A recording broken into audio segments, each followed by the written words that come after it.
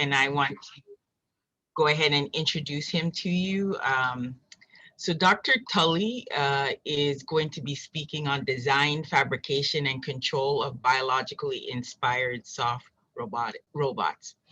He is an associate professor in mechanical and aerospace engineering and director of the Bioinspired Robotics and Design Lab at the Jacobs School of Engineering, UC San Diego.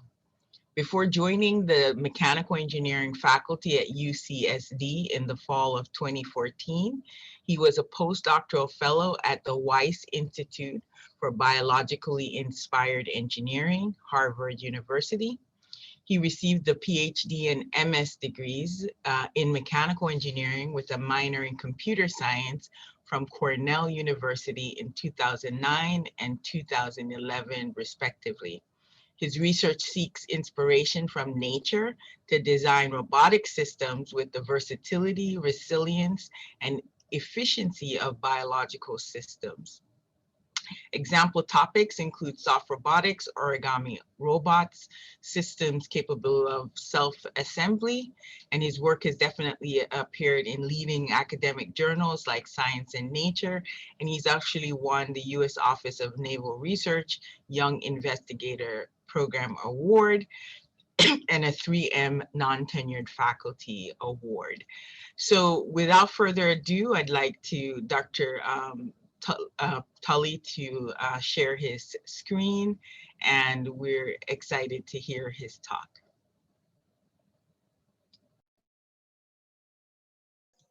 Great, thank you, Michelle.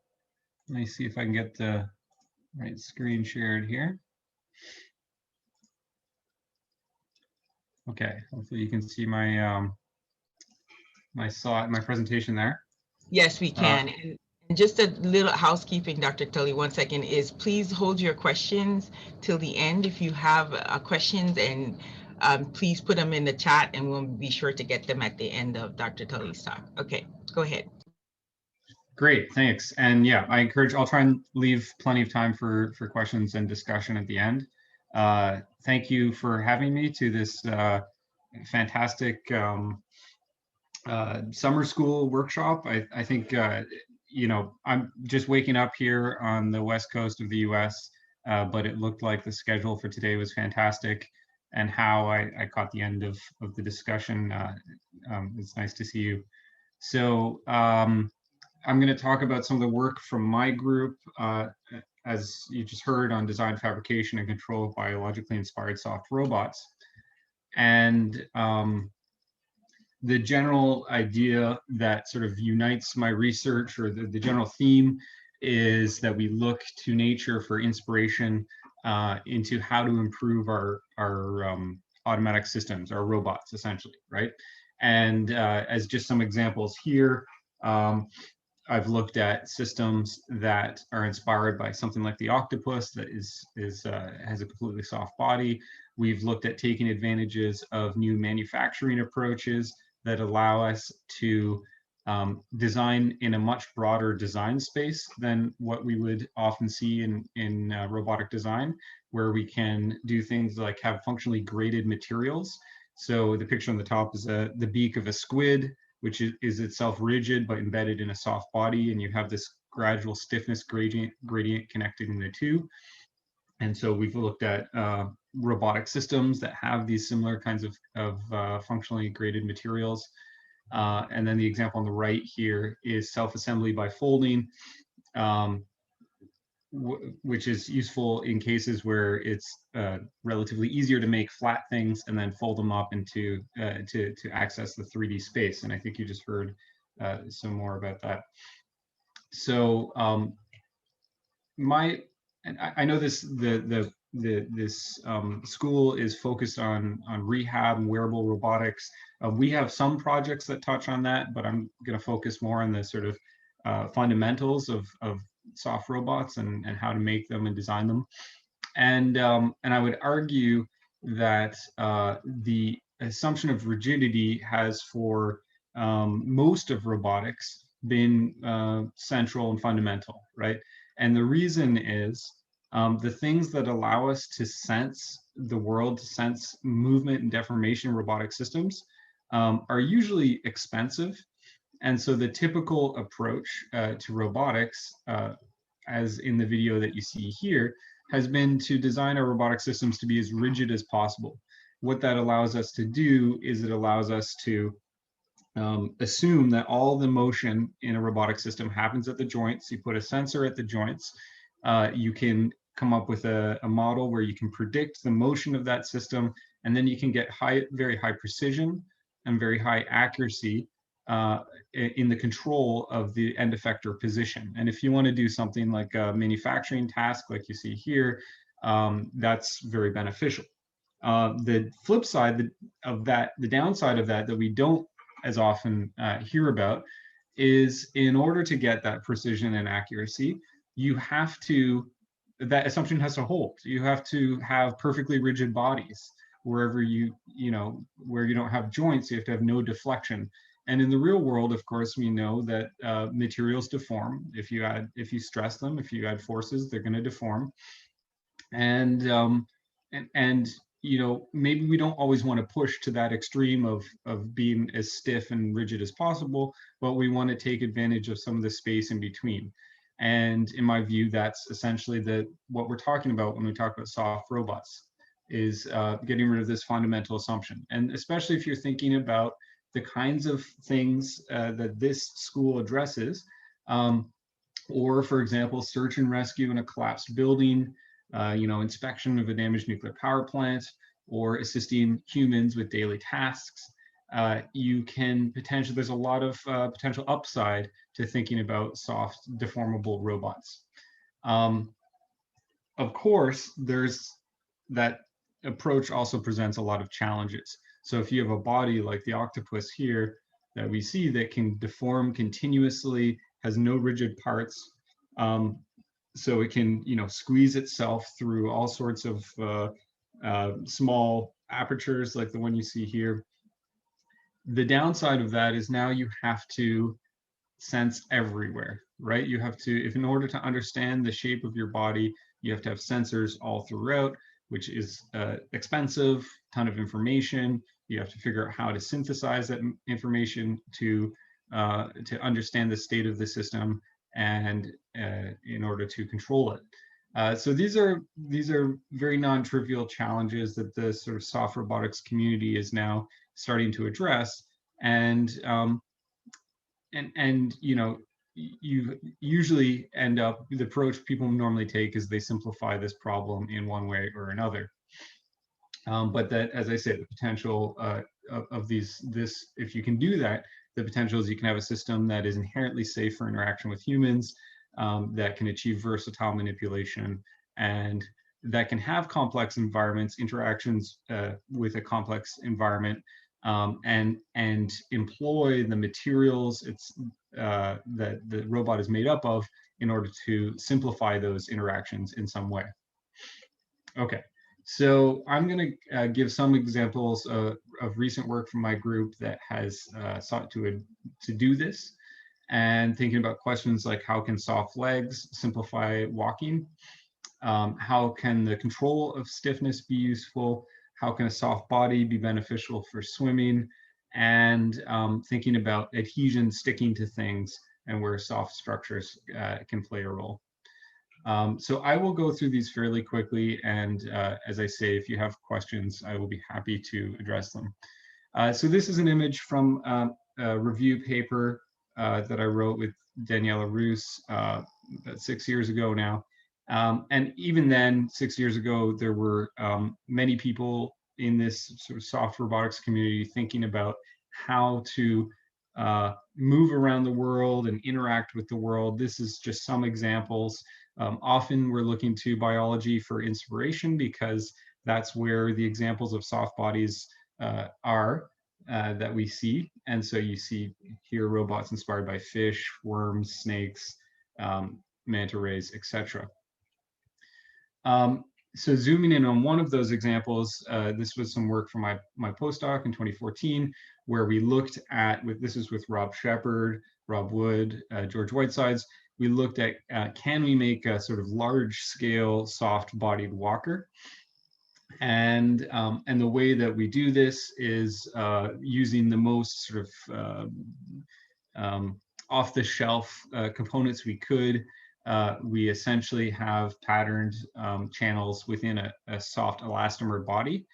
And when you pressurize these channels, when you inflate them with a strain limiting layer on the bottom of these limbs, you can cause the limbs to bend, right? So it's a very simple concept, and we're just taking advantage of the fact that the pressurized air is going to naturally distribute to achieve a sort of continuous deformation over the body.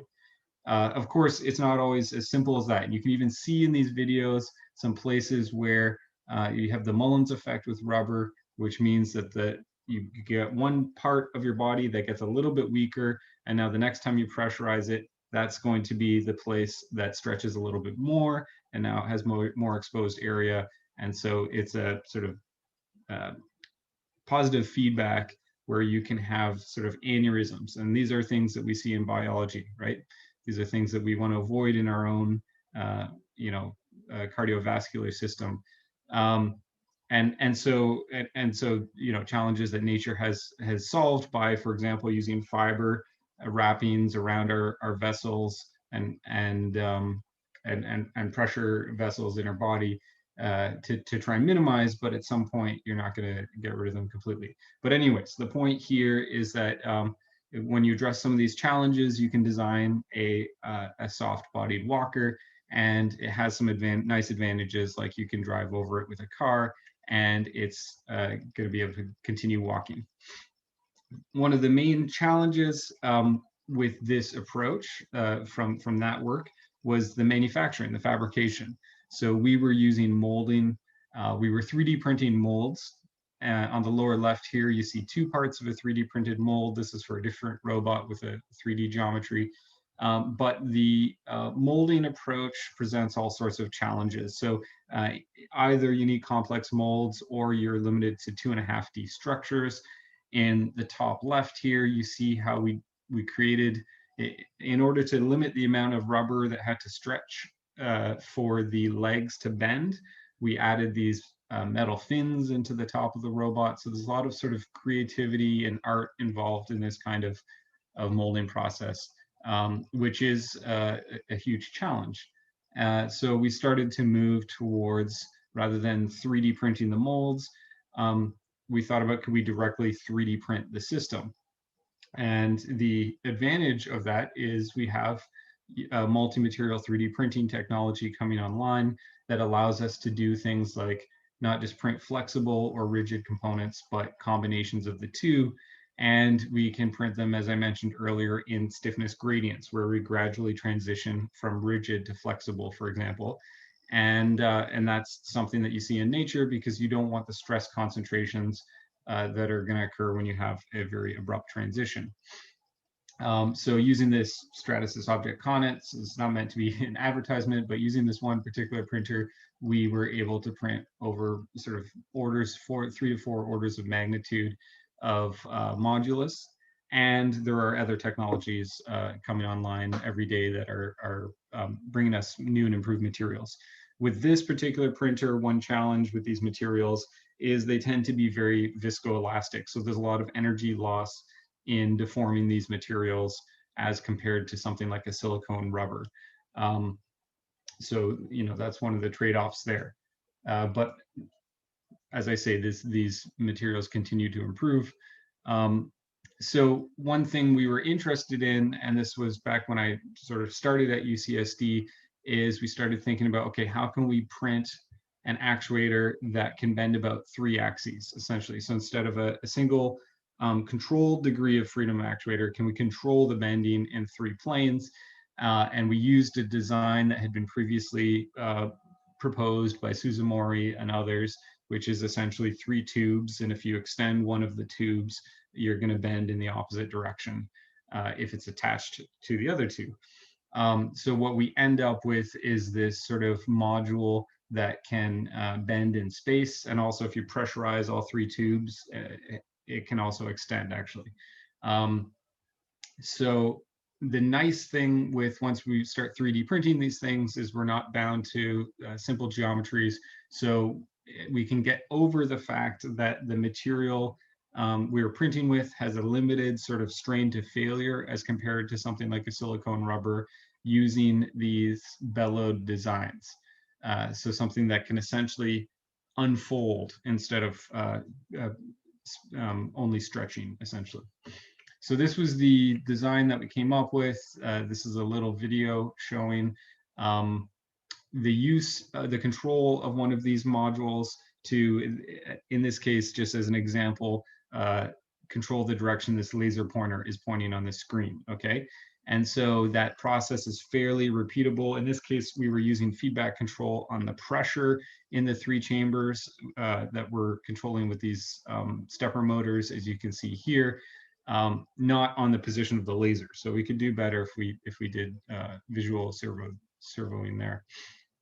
But we showed that you can, use this module for various things like manipulation, and we were interested in essentially making a new version of the walking robot that could now, because you have these, you can bend in space. Essentially, you have 3 degrees of freedom per leg. You actually have more control over the legs. You can walk over more varied terrain.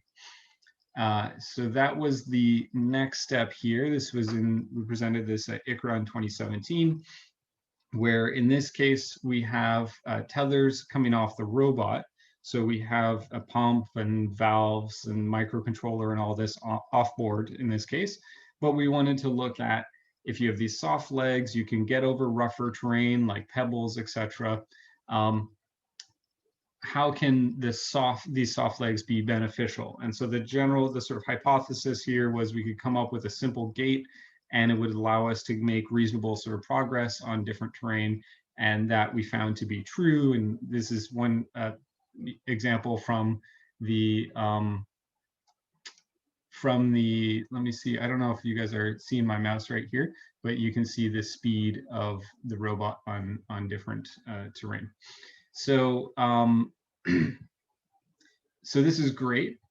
There's a couple challenges, obviously, still to address, a number of challenges still to address.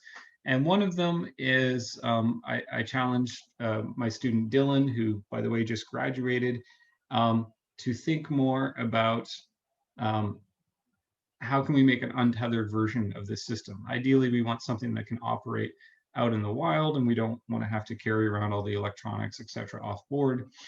And we were inspired by some work that came out of the Whitesides lab after I left Harvard, which was looking at these pneumatic valves with a little bistable membrane on the inside. And essentially, these valves can act like an inverter element. So if you put 3 of these valves together, you get a very simple circuit, pneumatic circuit in this case, that propagates a pressure state through the circuit. And basically, the way it works is if you hook up the circuit in this way, where each valve is acting on the other side of the next valve. Once you pressurize one valve, it essentially pressurizes the previous valve in order to flip its state, in order to invert its state. And so these little valves, they have membrane there. When they're deflected in one way, it kinks the tube on the top, and when they're deflected the other way, it kinks the tube on the bottom. That's basically the idea here. And so you can get a negative sort of feedback. And if you look at the pressure in each of these 3 valves of this ring oscillator circuit, you get this sort of state where it increases in pressure and then decreases. All of this is, the entire circuit is just pressurized. You have P supply here that's connected to the bottom of each valve, and then you have P atmosphere. So just like in an electrical circuit, you have high voltage, low voltage.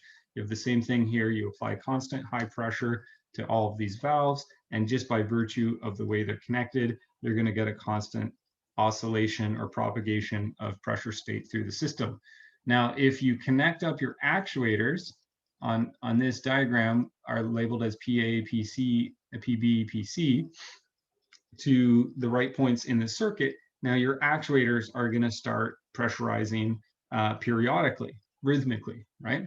So this is great because this is essentially what we see in biological systems. When we go out and walk, we have what's called a central pattern generator neural circuit that generates sort of a rhythmic output. And then that gives us our basic rhythmic motion, and then we use higher processing response from sensors, et cetera, to adapt that rhythmic motion to respond to obstacles or things like that. So we used this approach essentially to rhythmically pressurize the actuators in a soft-legged robot. The robot you see here in this video, it's not 3D printed, or the legs are not 3D printed. We started using off-the-shelf bellowed tubes, essentially, that we've connected in a similar design to what you saw previously. And the diagonal pairs of legs of this robot are connected together, so they're moving together. Even though only one leg is lifting off the ground, that's just because of the way the sort of where the gravity vector falls. But essentially we have two legs moving together and then the other two legs moving together and propagating pressure states through this through the chambers of the legs. Now you might notice that it looks a little bit clumsy, and that's because essentially we have connected both pairs of legs to the same oscillator circuit. So if you look at the lower right here, we have one oscillator circuit in this video, 3 valves, and that means that the phase offset between the pairs of legs cannot be 180 degrees, which is what we want. It can only be 120 or 240 degrees. Okay, so that's a detail, and if you look at this paper, which appeared this year in Science Robotics, you can see some of those details, but we looked at how to optimize the phase offset between the pairs of legs. But essentially, once you have your basic oscillator circuit, you can control the locomotion of the robot. And then we started to look at how you can tweak this circuit with as simple a pneumatic system as possible in order to, for example, reverse the direction of locomotion. And what we came up with was with one element, which essentially looks like a 4-2 valve, meaning 4 ports connected to 2 ports. If you can see my hands there, 4 ports connected to 2 ports, and you can switch the connections between the two. We can put that into our system right here in order to essentially reverse the direction of motion of the legs. And here you see, actual measurements from the system as we do this, where we're going blue, red, green, and then we reverse the direction. All of a sudden, we're going blue, green, red. And so what that allows us to do is actually, I'll come back to this video in a second. What that allows us to do, if we flip the direction of locomotion, is you can be walking one direction. Here you see these 2 legs moving in one orientation, and then flip to be walking in the other direction. Now, how we're flipping in this case is we have a little soft sensor at the end of this boom. When it hits the wall, it changes the state of a valve, another valve in the circuit. So now we need at least 4 valves to make this robot walk. And if we add 4 of these 4-2 bistable soft valves, now we can control walking in any direction. So here we're changing the state of these 4 valves, S1, S2, S3, S4. We're changing them manually. So we have like a little tethered pneumatic remote controller for this robot. But again, the only thing powering this system is a constant pressure source. That's this tube you see going off to the left. Otherwise, it's purely controlled by pneumatic brain. So we see some potential applications here where you don't need any electronics on board the system. And in terms of thinking about sort of surgical applications, there may be cases like in an MRI machine where not having electronics is advantageous. Or we argue in sort of a mine shaft, some case where you don't want electronics that could potentially cause a spark. then this kind of pneumatic brain might be useful. Okay.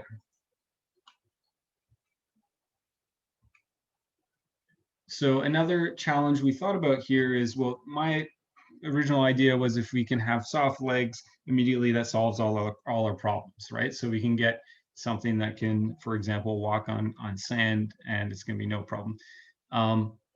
As some of you may be wondering right now, well, what's going to happen when we put this thing in sand? This is a very simple experiment, but I think it sort of gets the idea across here, which is just because you have soft legs, it doesn't necessarily solve all your problems. Rather than being a good walker on sand, this robot was more of a good digger.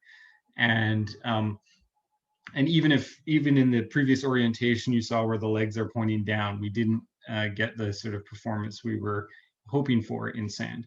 And so that started to motivate us to think about how robots interact with more complex terrain, like what we call granular media or sand.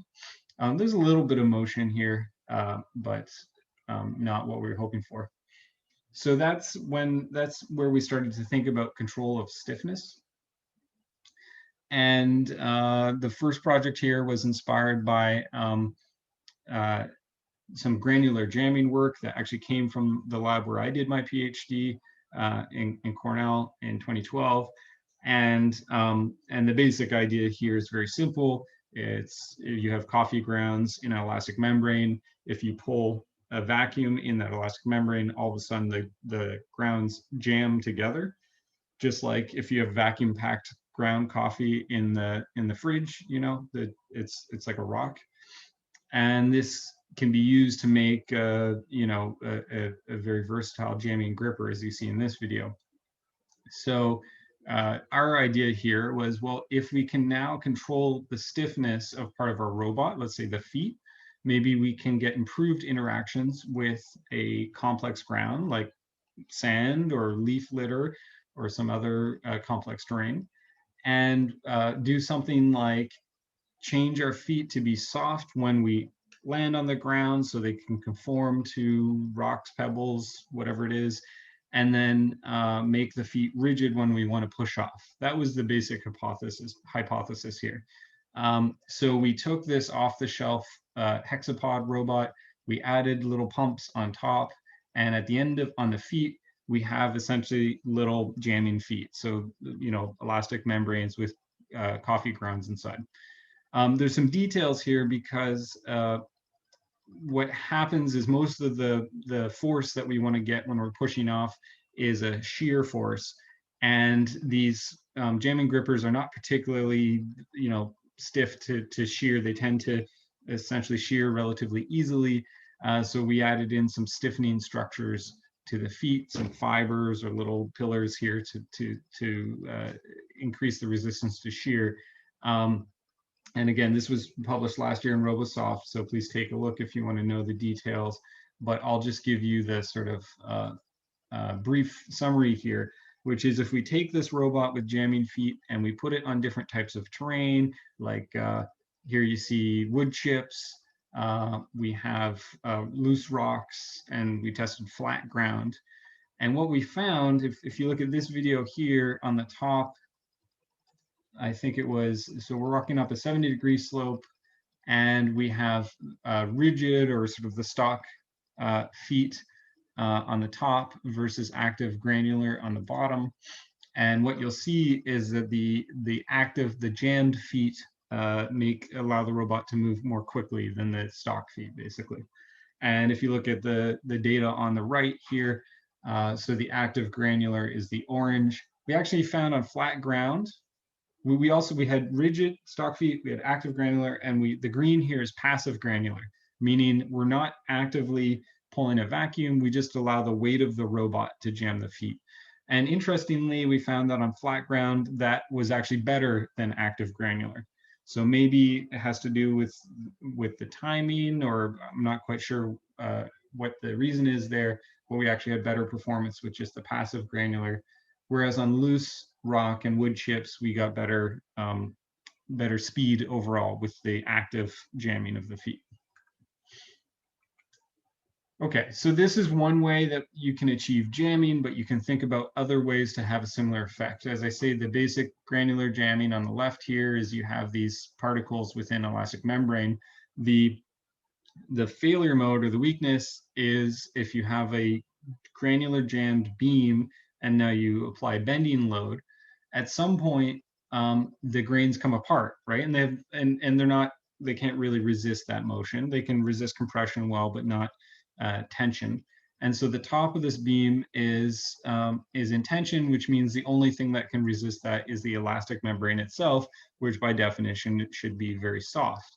So I'd argue that granular jamming is not particularly good in bending, but there are other jamming approaches people have thought of to deal with changing bending stiffness. And one way that we do this is if you have a bunch of sheets of material that are relatively have a high coefficient of friction, so let's say like sandpaper, and you stack them up inside a membrane, and now you bend that. It's, you know, can be relatively easy to bend, but if you jam it together with pressure, or people have used other sort of electrostatic forces, other approaches, then it becomes much harder to bend. It's like changing the thickness. Now instead of bending many thin beams, you're bending one thick beam, which is much stiffer. Similarly, that allows control of the stiffness in one direction, but if you actually want to change the stiffness in multiple directions, you can use fiber jamming, which is essentially you have abrasive cords or cords with a coefficient of high coefficient of friction, and you jam them together in a membrane. So this is that example of layer jamming, and this is actually some sort of unpublished work, but just some experiments with different materials with different coefficients of friction. And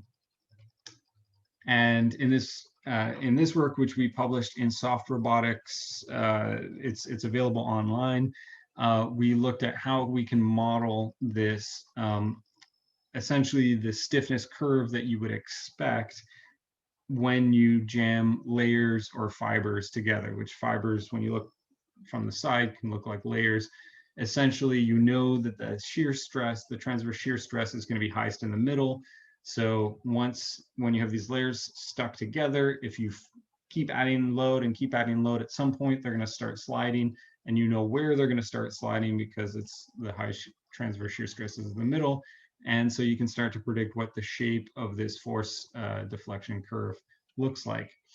And of course, when you do this in experiment, like the data you see on the right, it's not as multilinear as you see on the one on the left, because you have sort of the realities of the real world. That means that the whole layer doesn't sort of have the exact same coefficient of friction, etc. But you can sort of predict how these things are going to fail. And so one of the things that we've looked at that maybe is more relevant to this school is actually to make surgical manipulators, and or rather I should say variable stiffness deflection devices. And so this is a very simple device we've worked on, where we have jamming layers within parts of this device. And I'll say, actually, before I play this, if you get squeamish around videos of the inside of pig bodies, you might want to look away for a minute. But this is an example video of using this type of device in minimally invasive surgery, where we want to fold up this variable stiffness device, put it through a trocar, which is the hole that you make in a body to introduce your surgical equipment for minimally invasive surgery. And now we have this relatively flexible device, unjammed, so no negative pressure applied. If we pull a vacuum, it jams and it's relatively stiffer, right? And then we can unjam it again. And so this is a video from testing in a pig.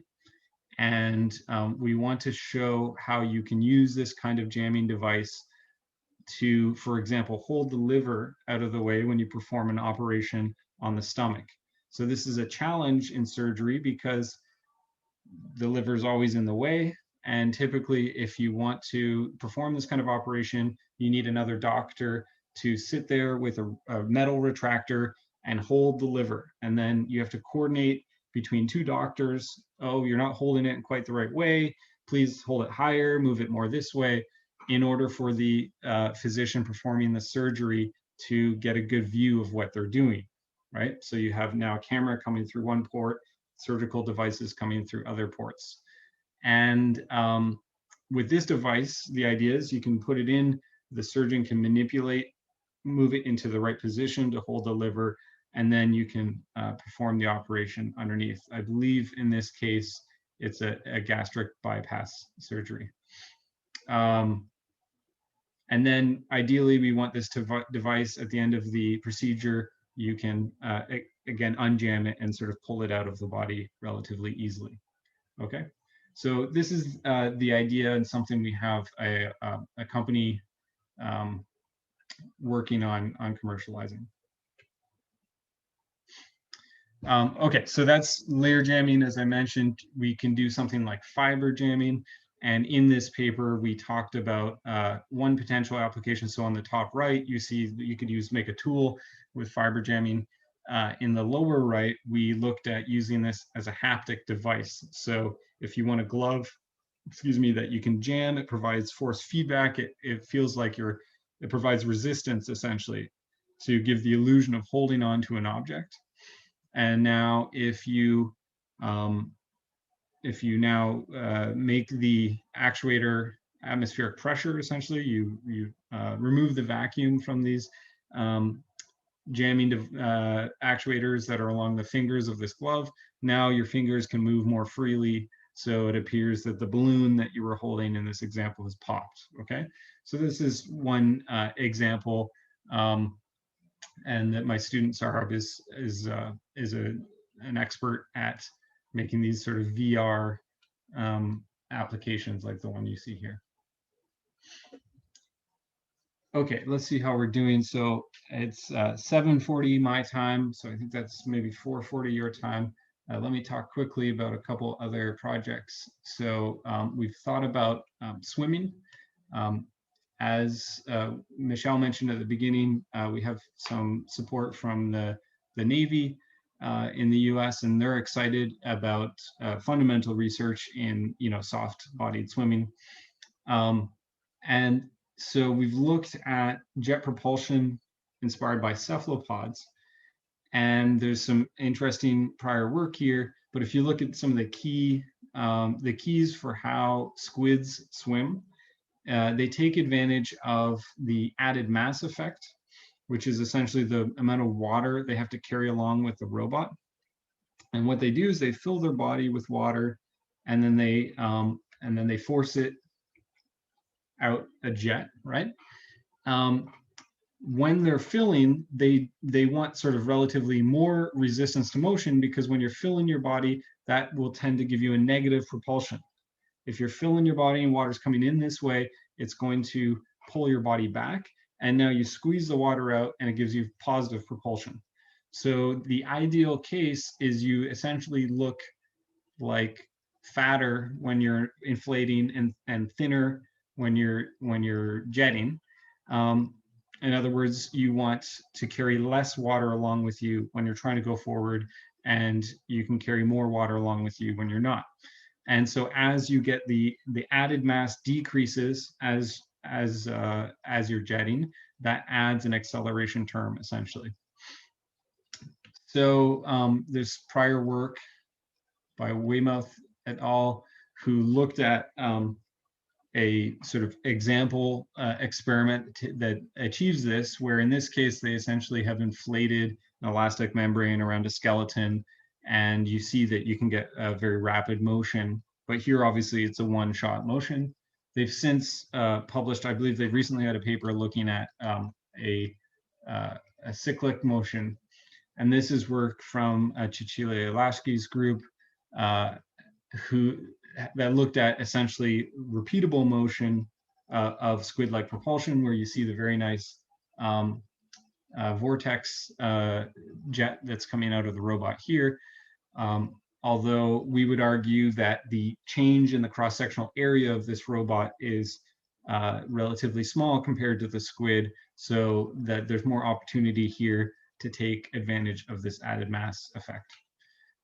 So the robot that we designed to do this looks like this basic design that you see here. Is very simple, and there's also still opportunities for optimization here. But we wanted to look at something where we have a soft body that is becoming fatter and thinner, essentially. And here we have a very simple actuator, which is just a little electric motor with a decimated rack and pinion actuator. And so essentially, as the motor turns, when these teeth are engaged, the robot compresses. And then at some point, there's no more teeth on the little pinion here, and it slips. And so you can get this sort of rapid jetting motion. On the right, you see an actual video of the robot on a it's on a stationary platform here, and we're doing force sensing. And so we looked at both force sensing, we looked at dye visualization to optimize, for example, the diameter of the nozzle, which it turns out is very important. If you ask the fluid dynamicists, you want to get all of your fluid that you're pumping out of the robot wrapped into one vortex, like the video you see on the right here, as opposed to multiple, which is what you get if your nozzle is too small, like you see on the left or in the middle. Nature, if you look in nature, you see that squids, and if you look at the fluid dynamics, actually, you see that the ideal for a squid starting at rest is a ratio of 4:1 here.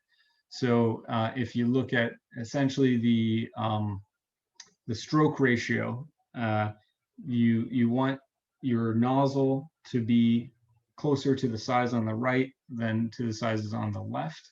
I think I have another plot that shows that in a moment. But essentially what we quantified here was the different force over time for these different nozzle sizes. And yeah, this is just some still frames from that. So this is the stroke ratio plot I was just talking about. So if we look at the average swimming speed here, now we have an untethered version of that robot where we have the battery and the camera and stuff at the front of the robot here. We find that our stroke ratio, consistent with previous fluid dynamics analysis, is ideal for stroke ratio of about 4. We get the maximum speed. If you go higher or lower, you tend to be less efficient. So anyways, these are the kinds of things that will guide the design of this kind of squid-like robot. But for us, we're very happy to be able to make something, show that we can steer it. Here, we're not doing active steering. We're just adding on a nozzle pointing in one direction, showing that in principle, we could steer the robot. And fortunately, at UC San Diego, we have collaborators. This is at the Birch Aquarium. We have collaborators at the Scripps Institution for Oceanography, with whom we're able to test these robots in a more sort of realistic environment here. You see one of the divers that was helping us with this experiment at the end of the video. This is actually in a tank, in an aquarium tank, but swimming with real fish. And so we argue that this, has the potential to make a robot that isn't going to disturb the fish, is not likely to harm them, but can be used to monitor wildlife. And potential advantages of not getting stuck amongst kelp and in rocks, etc. Okay. So now I'll move on to the last topic for me for today, which is adhesion. And there's a couple projects that we've had recently looking at Bioinspired. Well, one's Bioinspired, the other one not so much, but 2 approaches to adhesion. The Bioinspired one, for this work, we looked at the clingfish, which is this little animal here you see in this animation from previous work that even when euthanized, is able to stick to something that's rough and slimy like a rock, okay? And so you see this euthanized fish attached to a 6-pound rock purely based on pressure, like a suction cup. So if you look at the animal, essentially it has this these modified pelvic fins, and it generates this little suction disc between the fins and structures on its body. where you can actually zoom in and look at these microstructures. What you have is you have these sort of roughly hexagonal raised structures around the lip of this suction disc that allow the fish to conform to a rough surface and also allow fluid to channel out of the way so that you get very nice intimate contact with something rough like a rock, which allows you to hold a negative pressure in the center of this suction disc. Okay, and we have some work looking at, this is my student Jess Sandoval, who has looked at this from both the biological side as well as the engineering side in order to understand what these fish do and how we can replicate. And if I were to sort of give you a model of some of the things going on in the fish, you want a relatively stiff backing to this suction disc. You want these microstructures with fluid, with features for channeling fluid around the outside. You have secretions to help in sealing and these soft extrusions to make this intimate contact. Now, the first sort of Bioinspired suction discs that we made were much simpler, where essentially we have, instead of one stiffness, which is what you would normally have in a commercial suction cup that you might use in your bathroom or whatever, the simplest thing that we can do is essentially have a relatively stiff disc with a relatively soft membrane. And the sort of first hypothesis here was, would that improve our adhesion on rough surfaces? So essentially approximating all of these microstructures, et cetera, as a soft layer. And then we started to look at other things like, what if we have different sort of slits kind of representing what the fish has, and what if we add microstructures, et cetera. What we found with that first question was, sure enough, just by patterning different stiffnesses of the disc in the right places, we were able to stick to things, rough surfaces underwater. So this is our artificial suction disc, which it's all colored white here, so you can't really see the different layers, but essentially we have a relatively rigid and soft layer.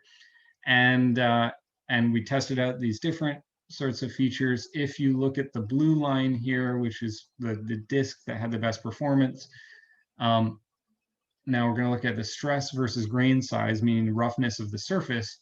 If you're on a perfectly flat surface like glass or tile, your commercial suction cup, which is the red one here, has the best performance. So we're not beating commercial suction cups on glass. But neither is the clingfish. The clingfish is the green ones here. So they're not as good as commercial suction cups on a perfectly flat surface. As you start to increase the roughness, now you see the clingfish actually does better on rougher surfaces, according to previous work. Our suction cup, our best suction disc, also performs relatively well. We have about half the sort of performance of the biological clingfish on a grain size of 68 microns. And even as we go up to 269 microns, we have relatively good performance as compared to a commercial suction cup. Okay, so just a little bit of patterning of the stiffness and looking at structure inspired by the clingfish, we got a significant improvement on rough surfaces. And the same is true in air, although really our emphasis was getting something that would work underwater. So for this work, we got something that could stick to an array of surfaces.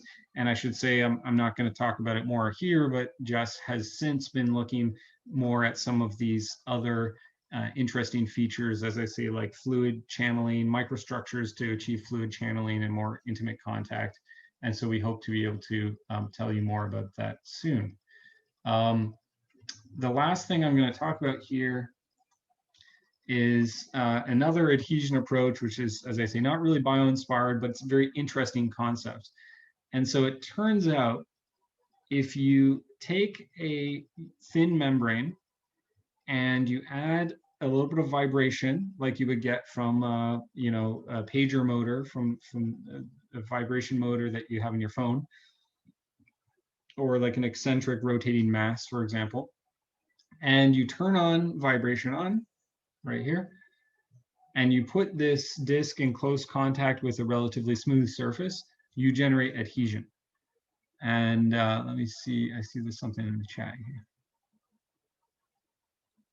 Okay, I'll come back to that question in a second. So just to wrap this up, so we don't run out of time, the interesting thing that happens is you generate a low pressure region essentially underneath this disc. You essentially get the fluid under the disc to move by vibrating this disc, which generates a low pressure. And the interesting thing is it's controllable when you turn the adhesion, when you turn the vibration on. You get adhesion like this 14-gram disc supporting 500 grams, half a kilogram. And you, but the most interesting thing, as illustrated by this video, is you get adhesion, normal adhesion without shear adhesion. So normally, if you use gecko adhesive or glue or electro adhesive, if you're stuck this way, you're going to be stuck this way. And if you want to be a mobile robot, that's not good, because now you need to move. If you're sticking to a surface, you now need to peel off, reposition, put somewhere else that requires multiple legs, multiple adhesion pads, etc. But if all you want to do is move across a smooth surface, it's kind of nice to have an adhesion mode that sticks only in the normal direction. So we did some quantification of the effect of frequency and the size of the disc. There's an optimum for both of these for our particular design here. It turns out if you look at the sort of, we put some pressure ports underneath the disc here and looked at where the negative pressure is being generated, and it's all right in the middle of the disc. So if you actually look at the shear, the normal stress, it's larger the smaller the disc is, but if you look at the overall force, there's going to be some optimum. So increasing the radius of the disc does add some more adhesive strength up to some point, essentially.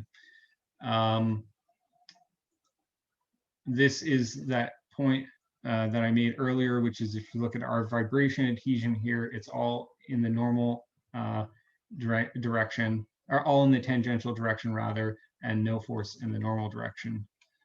And what we essentially did to make a mobile robot that takes advantage of this is we added some wheels with a little spring in between. So we get this disc that sticks to a surface, and then we get some preload. The spring provides some preload on wheels that allow us to now drive around the surface. So in the top left here, you can see driving up a wall. You can drive on a relatively curved surface because it's a flexible disc, and you can do something like pick up a soda can and drive around with it. Now, one major caveat is that this is vibrating at audible frequencies. So, our original idea was maybe we can use this in the home. It's going to be really annoying, so you'd really have to think about how to, make this thing quieter if you wanted to do that. But we think it's an interesting controllable adhesion mechanism. So I'm going to leave it there.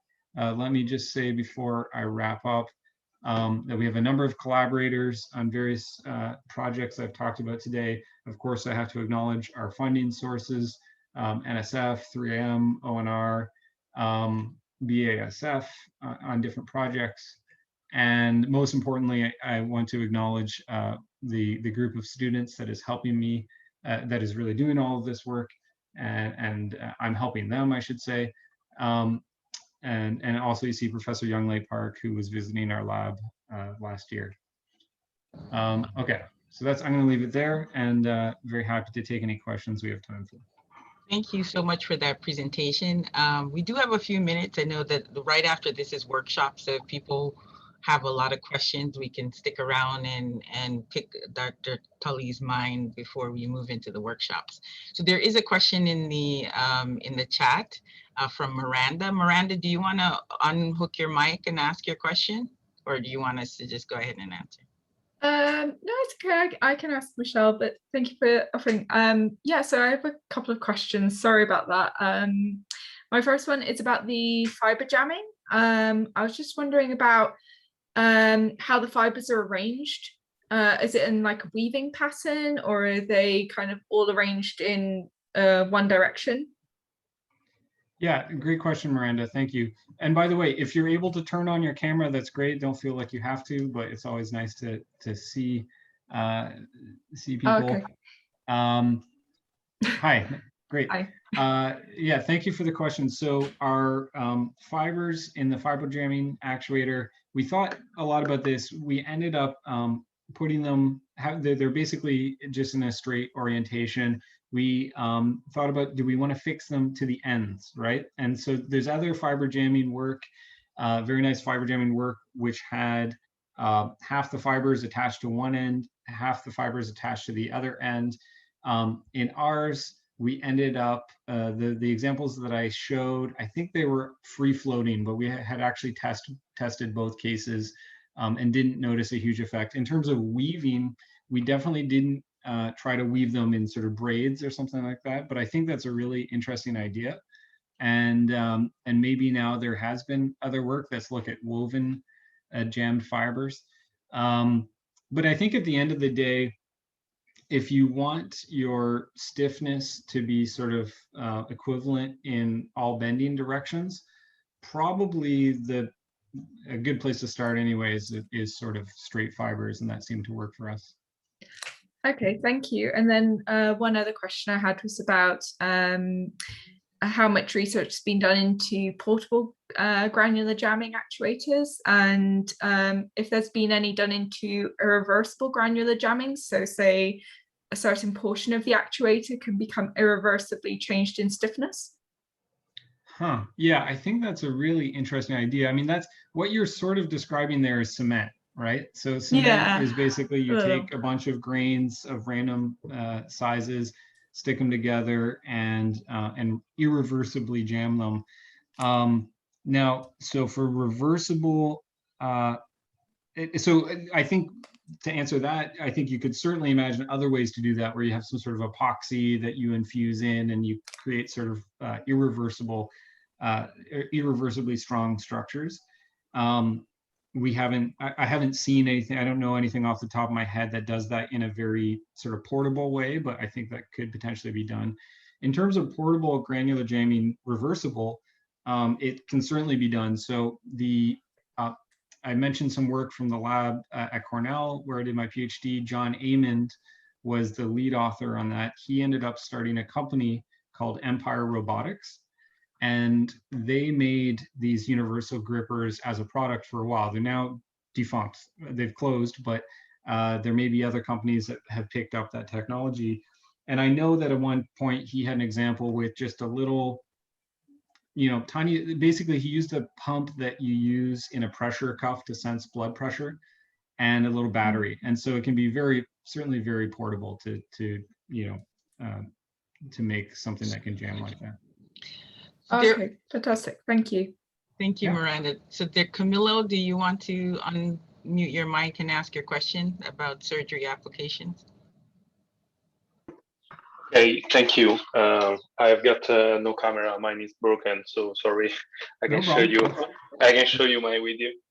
And Dr. Tolley, I was thinking about the surgical application you talked about, and you showed us the mechanism using fiber jamming, and I was wondering, is it possible to use this mechanism for achieving bending of a surgical manipulator? And my main question is, do you think there is room for further miniaturization in with this kind of application? Yeah, so I think the question was, Camilo, for fiber jamming, can we use it for surgical applications, and can we miniaturize it more, basically, right? Yeah, it's this.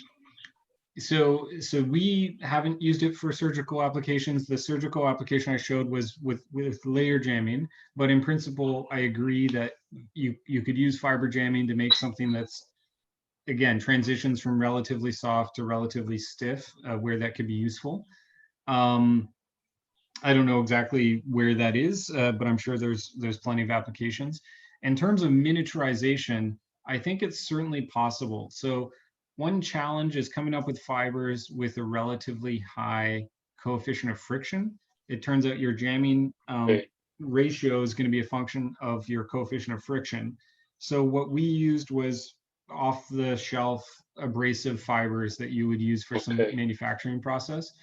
But I'm sure if you talk to materials people, they could tell you about clever ways for making high friction, nanofibers or microscale fibers, and that could work. But I don't know off the top of my head what those fibers would be. Okay, thank you so much for answer. A final question from Dr. Su. Do you want to on mic and actually? I had the question also. It was on top, but maybe later. Okay, no problem. Go ahead. Sorry, and then we'll go to Dr. Su. Yeah, thank you for the impressive talk. Really a lot of cool projects. So to your adhesion actuator, what are the key metrics, and also how those actuators from your lab could be maybe different from the Gecko adhesion actuator? Thank you, Hao. So I think you're asking for the two. We talked about two adhesion projects. How do we quantify their performance, and how do we compare them to other alternative adhesion approaches like Gecko adhesion? Is that what you said? Yeah. Just in general, because there are many solutions. Yeah, absolutely. Yeah, so I would say, how do you quantify? First of all, I would look at adhesive stress, right? So at some point, it's not just the stress that matters. So that would be the force divided by the area, of course, but it may be true that some kinds of adhesion work better at smaller or larger scales, right? So for a robotic system, obviously you care about the overall force, but the easiest way to compare is adhesive stress. And yeah, I don't have the numbers off the top of my head, but I think both of these approaches are relatively competitive in terms of stress, but that's not where I see, I think the real unique things we were going after for the first one was being able to stick to rough surfaces underwater, which is kind of tough. And so a lot of these approaches like Gecko adhesives don't work very well underwater because they're relying on van der Waals forces that you just don't get that kind of intimate contact if you have fluid in the way, essentially. So that's, I think that's with the Clingfish inspired adhesion, that was one focus. Now for the vibration-based adhesion, the real benefit, I think, compared to something like Gecko adhesives is what I was talking about with, you want to stick normally without a resistance to shear motion. And so there's not a lot of things that do that. I mean, if you have a suction cup on a lubricated flat surface, sometimes you can slide it around, right? So that can work, but it's not as easily controllable. You can't just, press a button and it disengages. So having something that you can turn on, turn off, and can move along a dry surface is, there's not a lot of other examples. So I think that's the advantage there. Wow, that's a really unique, impressive solution. Yeah, thank you. Yeah, thank you. And I should say, after we published this, we came across, someone pointed out some patent where there is another group who's done something kind of similar too. So we're looking at that and seeing if how what we did compares to theirs. Yeah, thank you. Yeah. So there were two questions in the chat that I missed. Amir, if you want to unmute your mic and ask your question, and then we'll take Elena, and then we'll wrap up this session and move to the workshop. Go ahead. Sure. First of all, thank you very much for this quite interesting presentation. My question was related to the pneumatically actuated quadruped robots that you presented. As far as I know, the main problem for these kind of systems is the position error in the task space. What was the position error, let's say, that you faced with? I was wondering about. Yeah, that's a great question, Amir. And I'm sorry, I don't know the number off the top of my head, but certainly for this actuator, certainly on the order of millimeters, and it's not a big actuator, so it's a fairly big positional error.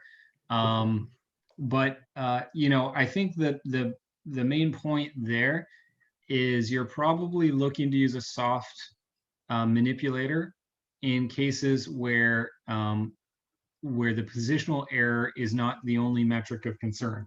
right? So if I would argue if the main metric you care about is positional error, you probably want to go with a rigid solution, because that's, as I started off saying, that's kind of where you're going to get your best precision.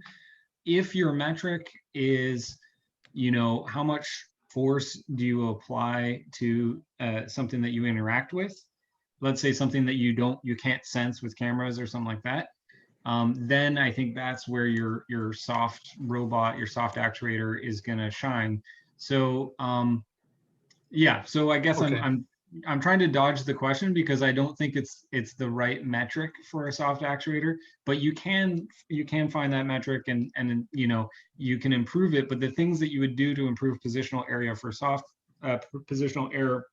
for a soft robot rather, usually look like making it more rigid, right? Higher pressure, stiffer structure, and then it's kind of like, well, why make it soft in the first place?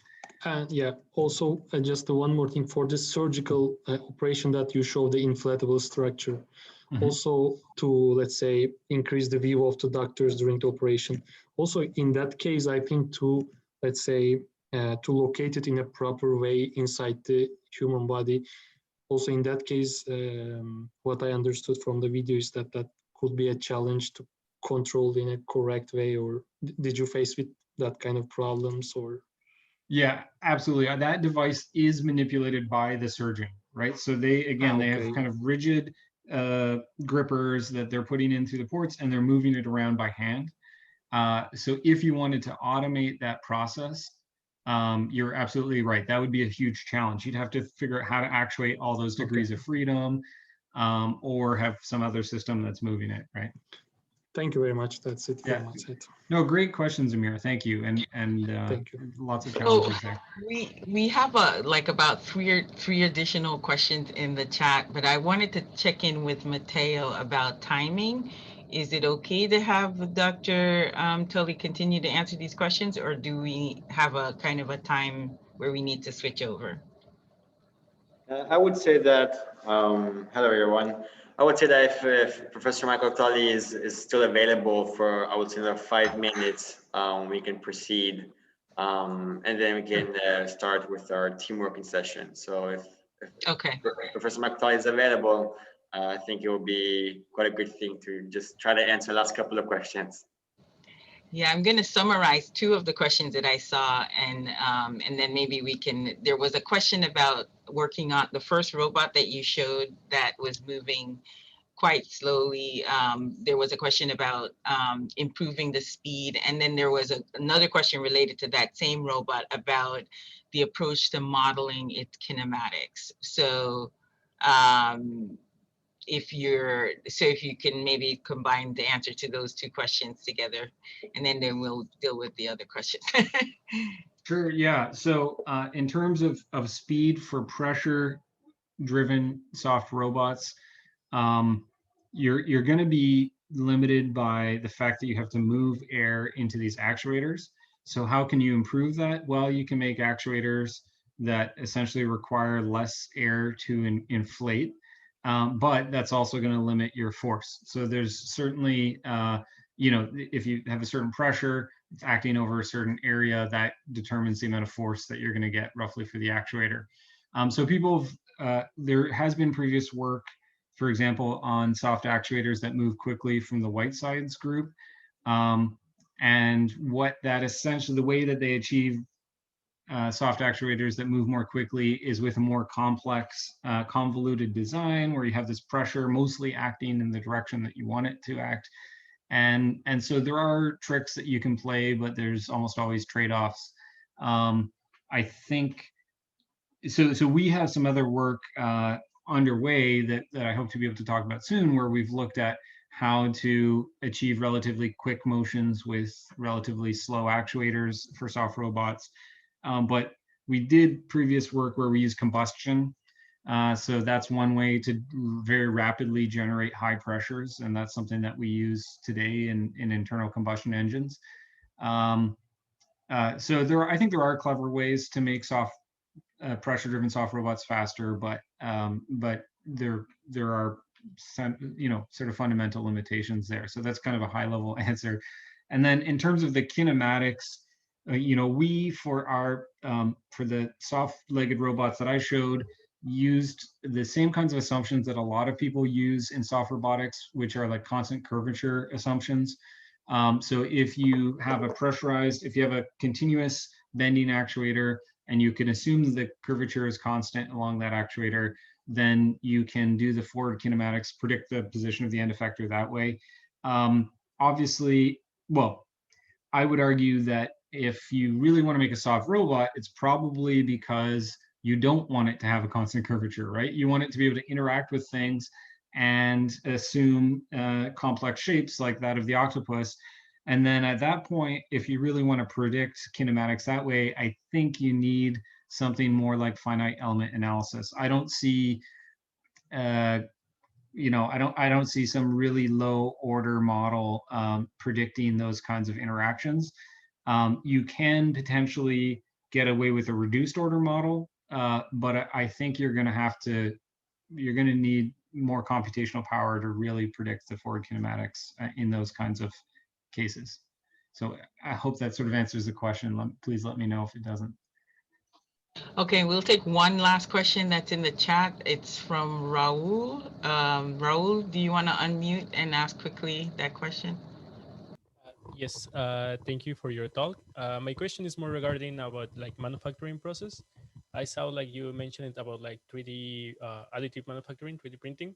So like I saw also like you use kind of a Stratasys printer. So my question is more like what type of printing process did you use for clean all the cavities in the robots? Because it's like a pneumatic actuation.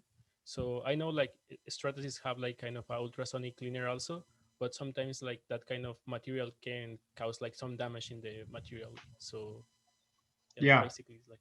Yeah, thank you, Raul. So you're bang on, and so if you use something like the Object Stratasys system, removing support material is a huge challenge, and even like they have, you know, newer material, support material that's supposed to be dissolvable, and as you say, sonication, etc. Even with all of these things, we've always found it to be a huge challenge.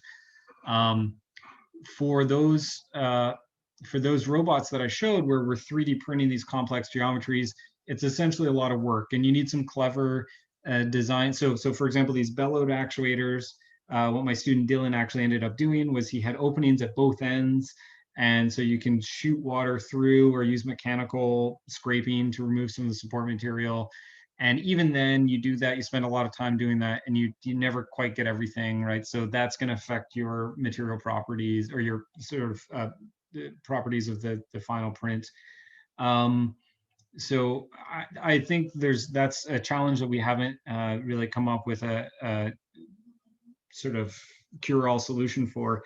I think the way that we're gonna probably go as a community, broadly is I think there's printing methods that don't require that kind of support material. So if you look at like the carbon 3D, where you're essentially printing by curing, photo curing still, but in a sort of vat of goo, and you gradually raise your part out of this vat of goo, and you're curing on the bottom, you can potentially get something that way that doesn't require support on the inside. But my understanding, we haven't used the carbon 3D directly. My understanding is that making sealed devices is still somewhat a challenge with that approach.